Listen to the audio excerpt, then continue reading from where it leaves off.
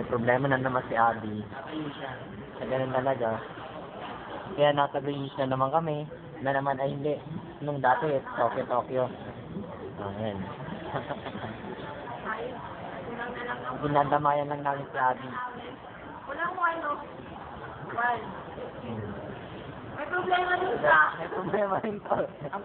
Nakalaki ng problema ko. Paano ko? Kahit. It's so hard, you know.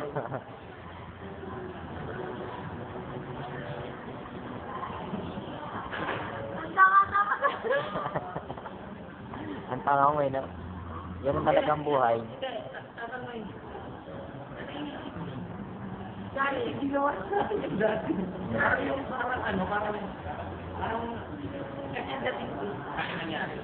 Yung na-receive ako ng parang yung ganun lang. Nakakabwisit na nakakapag-isip naman. Naisip ko na parang masaya mo ayun na yun. Parang ano yun?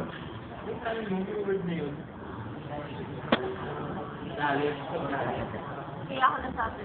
Pero bigla na rin sabi ko, kaya ko. Sabi yun na, nakatulog pa nga ako. Ganun yung breakup kasi. Nakatulog pa nga ako. Puro na tuwa ako. Hindi ako kasi. Yan kasi, puro kayo syota ng syota. Gayahin nyo. Syota sa chat. Isa lang, no? Tinago ko na nga lang yung lihim ko. Isa lang, pero. Isa lang. Isa lang. Isa lang ba? Isa lang. I-upload ko na sa YouTube. Baka makita to ng ibang girlfriend mo. Hindi! Wala akong iba.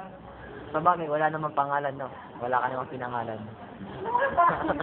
Isa lang talaga. Isa lang? Englishin mo na lang, one. Nakakasama ka.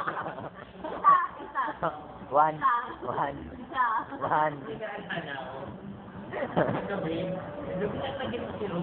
Alin? Sabi niya kasi,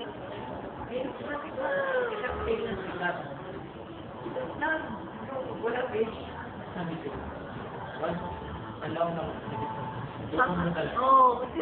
Sasabi ako yung mobile. Pagkaliwan, it's my pleasure to explain to you. Tingnan yung say mo, Rod /Steve /Levi Amazonas. At inuublik kasi ako. Nagpupunta ako na pinalo ko lang. Sino kayo nasa loob? Ako, si Rod, Pumapasok kayo sa loob?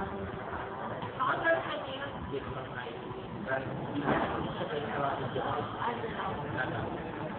Anong ID?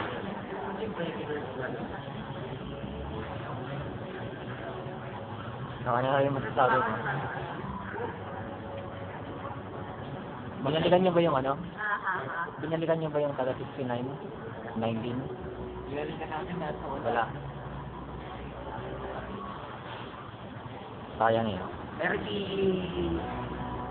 Ken, nausap niya si Dito! Si Yela. Uy! Yela. Dito eh! Malamig ba? Ano ba? Tayo! Hindi pa tayo rin.